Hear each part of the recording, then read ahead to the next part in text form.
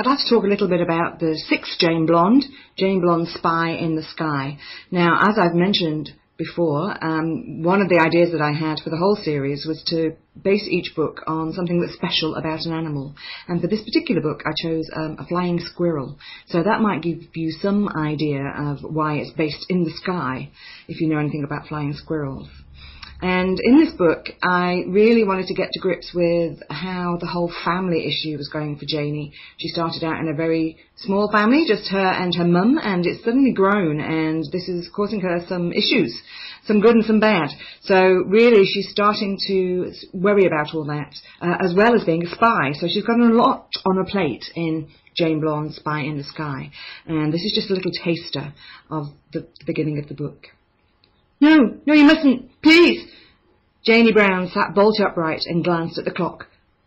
10 o'clock. It wasn't that long since she'd gone to bed, but these days it wasn't unusual that she's fallen so quickly into such a deep sleep. She'd been having some funny dreams lately too. Had it been her own voice calling out? No, there it was again, a man's voice, her dad's voice to be more precise. No, stop it! Let me, no! He was in Jemima's spy lab.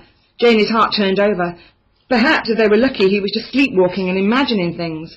But if they weren't so lucky, who could his attacker be? Fight! Not the revolver! Her father's frantic cries came through to her in jagged sound bites, but one word flung her into action. Revolver! Someone was going to shoot him.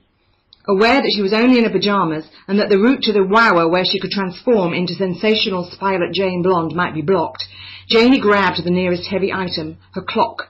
She smacked the wall above her fireplace at the 2:10 position to activate the panel at the back that led to the spy lab, and crouched down, ready to spring forward.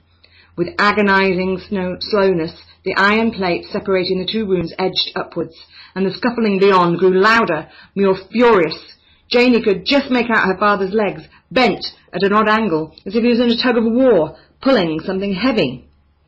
Please, I can help, he was shouting, his voice anguished. Janie had never heard him sound so desperate, almost begging.